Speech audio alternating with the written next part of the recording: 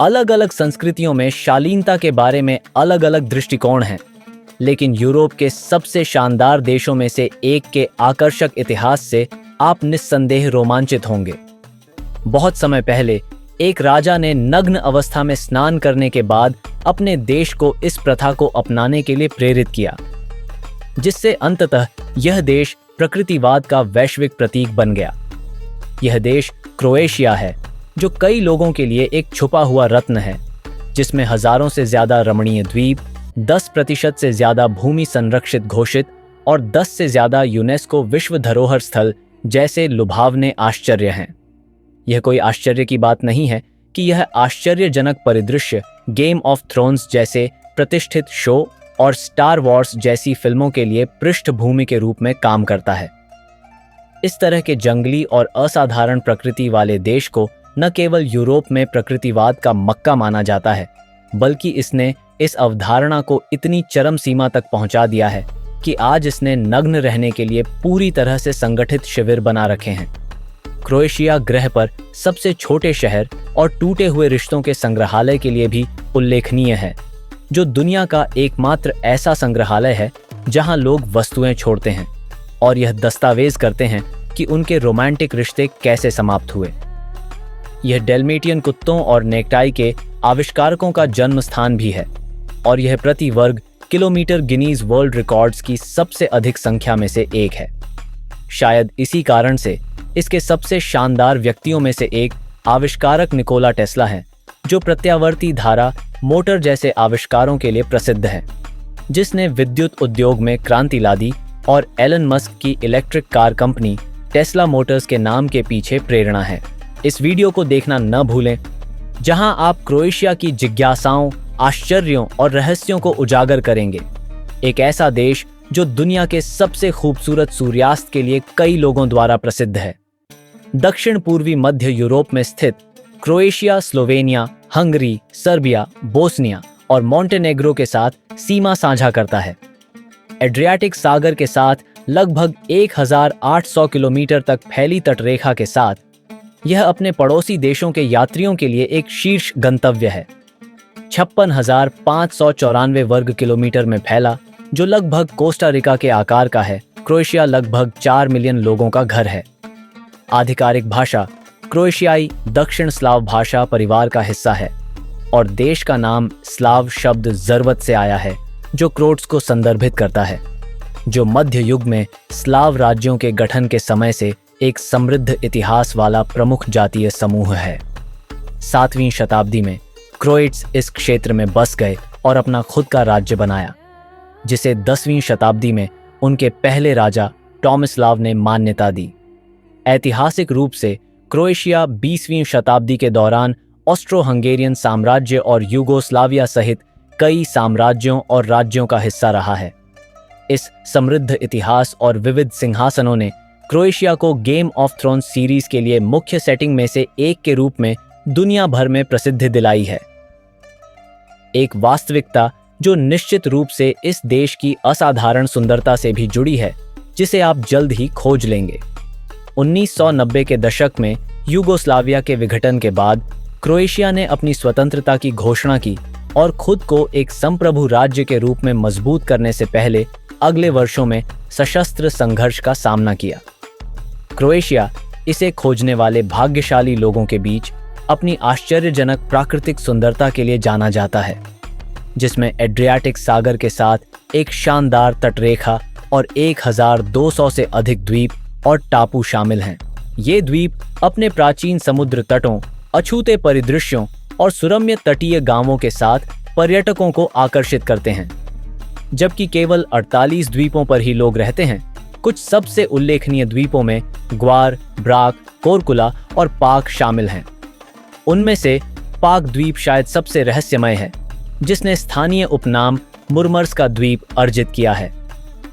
यह दिलचस्प शीर्षक एक अनोखी ध्वनिक घटना से आता है, जो द्वीप के घाट पर एक विशिष्ट स्थान पर होती है, जहां उस स्थान पर की गई फुसफुसाहट को घाट की पूरी लंबाई में स्पष्ट रूप से सुना जा सकता है, जो आगंतुकों को एक अविस्मरणीय और रहस्यमय श्रवण अनुभव प्रदान करता है।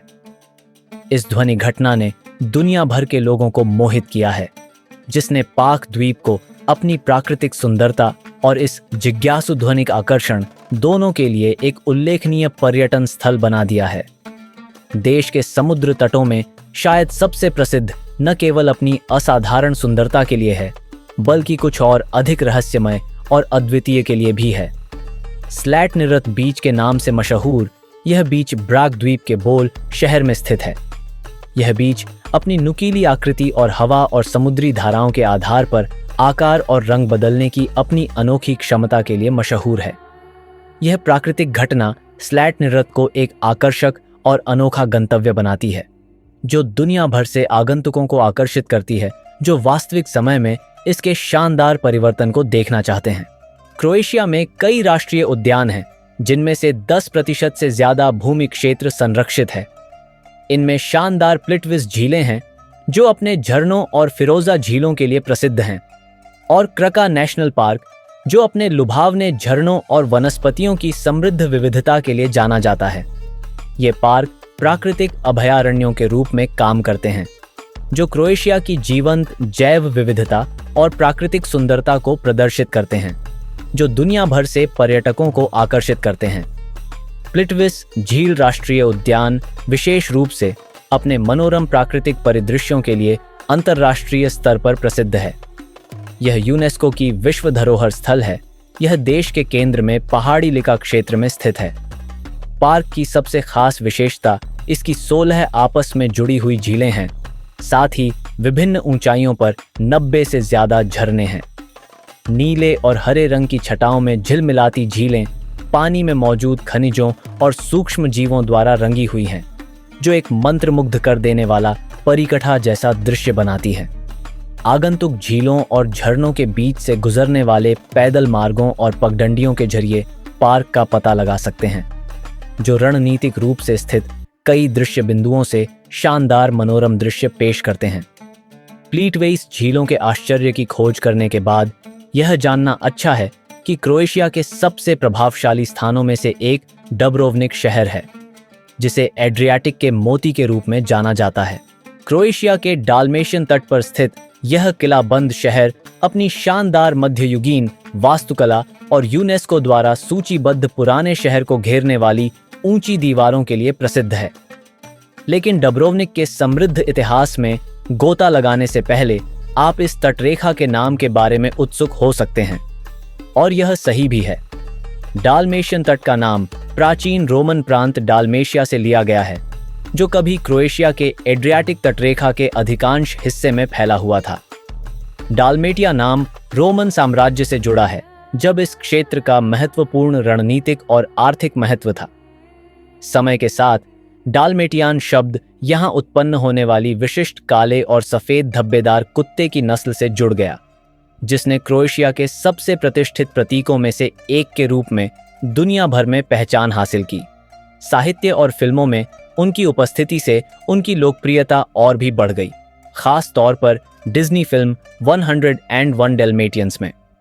लेकिन सिनेमा की दुनिया से देश का यही एकमात्र संबंध नहीं है, क्योंकि डब्रोवनिक जैसे शहर न केवल अपनी ऐतिहासिक सुंदरता के लिए प्रसिद्ध पर्यटन स्थल हैं, बल्कि बहुत प्रसिद्ध फिल्मों और श्रृंखलाओं के लिए सेटिंग के रूप में भी अपनी भूमिका के लिए जाने जाते हैं। टूटे हुए रिश्तों का संग्रहालय सिर्फ वस्तुओं का संग्रह नहीं है, यह मानवीय अनुभव और हमारी जिंदगी को आकार देने वाली भावनाओं का एक शक्तिशाली प्रतिबिंब है। प्रेम पत्रों से लेकर बचपन के खिलौनों तक प्रदर्शित प्रत्येक वस्तु एक गहरी व्यक्तिगत कहानी रखती है, जो आगंतुकों को पिछले रिश्तों के सुख और दुख की झलक देती है। क्रोएशिया असाधारण स्थानों की भूमि है, जिनमें से प्रत्येक का अपना अनूठा आकर्षण है। ऐसा ही एक रत्न है हम का छोटा सा शहर, जिसे दुनिया के सबसे छोटे शहर के रूप में जाना जाता है। उत्तर पश्चिमी क्रोएशिया में स्त्रियां के केंद्र में बसा हम में 2001 की जनगणना के अनुसार सिर्फ 17 पंजीकृत निवासी थे। जो इसे देश के इतिहास और संस्कृति के समृद्ध ताने बाने में एक आकर्षक जिज्ञासा बनाता है। निश्चित रूप से इस जगह की कई खूबसूरतियां हैं, क्योंकि सालों बाद 2017 में फिर से जनगणना की गई और पाया गया कि जनसंख्या 400 से थोड़ी अधिक थी। लेकिन जो बात स्थानीय लोगों और विदेशियों को निश्चित रूप से आश्चर्यचकित करेगी, वह है देश में ऐसे कैंपसाइट का अस्तित्व जहां इस तरह के शहरों की तुलना में बहुत अधिक लोग रहते हैं जो बिना कपड़ों के अपना जीवन जीते हैं। नेचुरिस्ट कैंपसाइट जहां लोग साइकिल चलाते हैं, पूल में तैरते हैं, सुपरमार्केट जाते हैं या बिना कपड़ों के कोई दिलचस्प या सुकून देने वाला उपन्यास पढ़ते हैं। एक वास्तविकता जिसका क्रोएशिया को नेचुरिस्ट दुनिया के रत्नों में से एक के रूप में पहचाने जाने से बहुत कुछ लेना देना है। यह अजीब लग सकता है क्योंकि यह देश काफी रूढ़िवादी है और प्रमुख धर्म ईसाई धर्म उन्हें सांस्कृतिक रूप से काफी विनम्र बनाता है। लेकिन हाँ, क्रोएशिया में नेचुरिज्म काफी आम है और सामाजिक रूप से स्वीकार्य है। क्रोएशिया में नेचुरिस्ट बीच की परंपरा लंबे समय से चली आ रही है, खास तौर पर इसके खूबसूरत एड्रियाटिक तट पर। इन सुस्थापित स्थलों के अलावा देश ने समर्पित नेचुरिस्ट कैंप भी अपनाए हैं, जो जर्मन फरी कॉर्पर कल्चर FKK या फ्री बॉडी कल्चर से प्रेरित हैं। ये कैंप एक कानूनी और सम्मानजनक माहौल प्रदान करते हैं, जहां आगंतुक प्रकृति के साथ सामंजस्य बिठाते हुए कपड़ों से मुक्त जीवन शैली का आनंद ले सकते हैं। क्रोएशिया के कुछ सबसे लोकप्रिय नेचुरिस्ट स्थलों में क्रेस द्वीप पर पुंटा क्रिजा बीच, रोविंज के पास बालाटा बीच और हवार द्वीप पर जेरोलिम बीच शामिल हैं। ये स्थान अच्छी तरह से चिह्नित है और नेचुरिस्ट के लिए आरामदायक अनुभव सुनिश्चित करने के लिए सुविधाओं से सुसज्जित हैं। शायद इस वास्तविकता से भी ज्यादा दिलचस्प यह है कि क्रोएशिया में नेचुरिज्म की शुरुआत कैसे हुई। एक ऐसी परिस्थिति जिसका संबंध एडवर्ड 8 नामक एक ब्रिटिश राजा से है।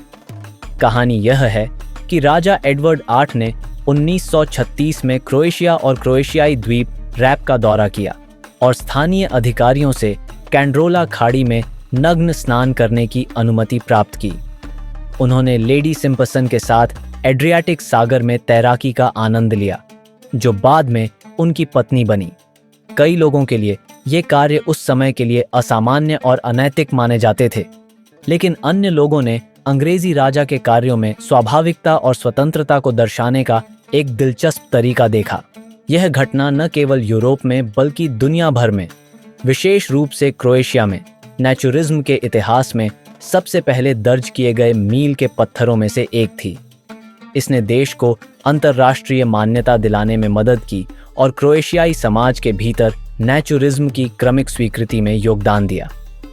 हालांकि इस सफलता के बावजूद नेचुरिज्म प्रतिबंधित रहा और उस समय इसे व्यापक रूप से अनैतिक माना जाता था।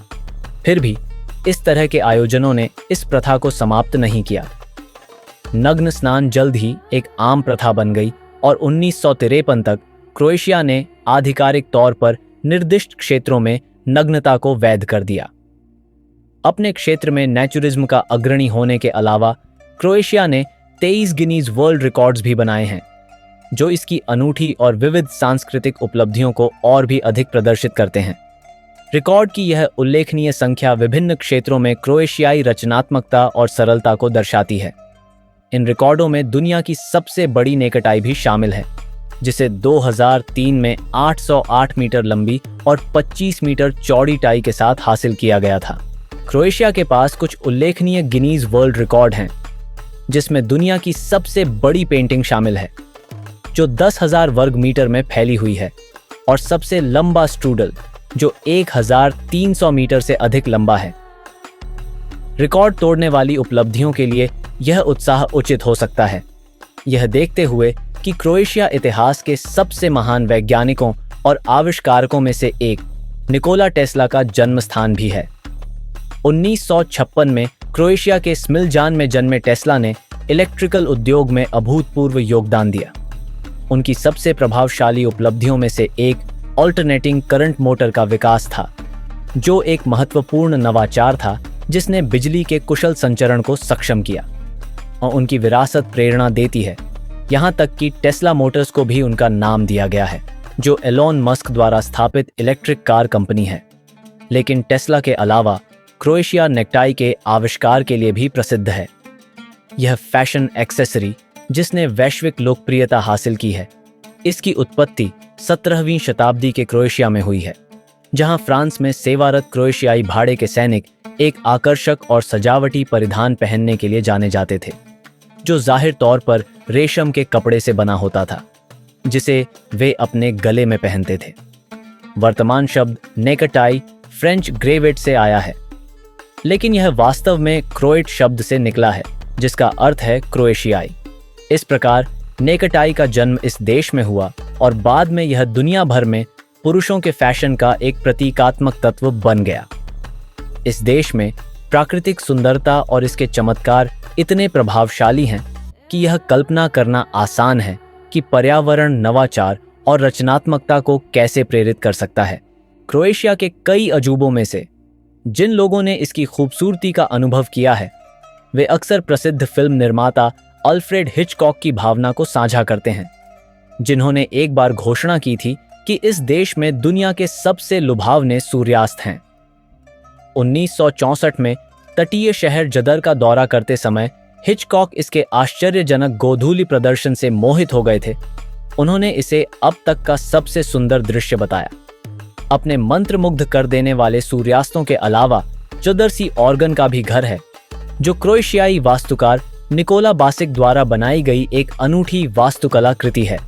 यह एक तरह की स्थापना लहरों की गति का उपयोग करके बेहद खूबसूरत धुनें बनाती है, जो प्रकृति और कला को वास्तव में उल्लेखनीय तरीके से मिलाती है। 70 मीटर से अधिक लंबा यह विशाल ऑर्गन प्राकृतिक और सामंजस्यपूर्ण संगीत उत्पन्न करने के लिए एड्रियाटिक सागर की लहरों की ऊर्जा का उपयोग करता है। ज़ादर समुद्र तट पर स्थापित सी ऑर्गन में समुद्र में उतरने वाली संगमरमर की सीढ़ियों की एक श्रृंखला होती है, जिसके नीचे पाइप लगे होते हैं। इनमें से प्रत्येक पाइप सतह पर मौजूद छेदों से जुड़ा हुआ है, जिससे लहरों के किनारे से टकराने पर पानी अंदर और बाहर आ सकता है। जब लहरें पाइप के अंदर पानी को हिलाती हैं, तो इस हरकत से हवा का दबाव बनता है, जो संगीतमय स्वर बजाता है। परिणामी धुन अद्वितीय और लगातार बदलती रहती है, जो उस विशिष्ट क्षण में समुद्र और लहरों की गति पर निर्भर करती है।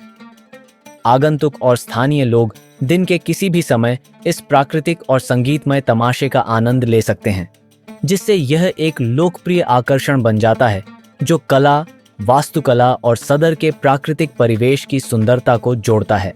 विदेश से क्रोएशिया पहुंचने का सबसे आम तरीका जाग्रेब अंतर्राष्ट्रीय हवाई अड्डे पर उड़ान भरना है, जो देश का मुख्य हवाई अड्डा है। क्रोएशिया की राजधानी यूरोप और उसके बाहर के कई प्रमुख शहरों से सीधे संपर्क प्रदान करती है, जो इसे एक सुविधाजनक प्रवेश बिंदु बनाता है। यूरोपीय संघ के साथ साथ कई अन्य देशों के यात्रियों के लिए 90 दिनों तक के प्रवास के लिए वीजा की आवश्यकता नहीं है। संयुक्त राज्य अमेरिका, कनाडा, ऑस्ट्रेलिया और अधिकांश लैटिन अमेरिकी देशों के नागरिक भी उन्हीं शर्तों के तहत पर्यटक वीजा के बिना क्रोएशिया की यात्रा कर सकते हैं। हालांकि यात्रा करने से पहले अपने मूल देश के आधार पर विशिष्ट प्रवेश आवश्यकताओं की जांच करना हमेशा उचित होता है। क्रोएशिया में रहने की लागत के संबंध में यह आमतौर पर अन्य पश्चिमी यूरोपीय देशों की तुलना में अधिक किफायती है। उदाहरण के लिए, स्थानीय कैफे में एक कप कॉफी की औसत कीमत आमतौर पर $2 या यूरो से कम होती है। एक सामान्य रेस्तरां में रात के खाने के लिए स्थान और रेस्तरां के प्रकार के आधार पर लागत अलग अलग हो सकती है, लेकिन प्रति व्यक्ति औसत कीमत 15 से 20 यूरो के बीच हो सकती है। यदि आप कैंपिंग पर विचार कर रहे हैं, चाहे आप नेचुरिस्ट हों या नहीं, तो एक पिच या टेंट के लिए प्रतिदिन की लागत लगभग 10 से 30 यूरो प्रतिदिन होती है। होटलों के लिए होटल के कमरे की लागत भी स्थान और मौसम के आधार पर भिन्न होती है। हालांकि कुल मिलाकर अन्य यूरोपीय राजधानियों की तुलना में कीमतें प्रतिस्पर्धी हैं और आमतौर पर प्रतिदिन 50 यूरो से कम हैं।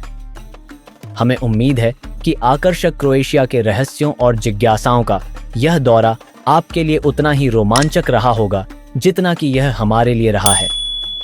धन्यवाद।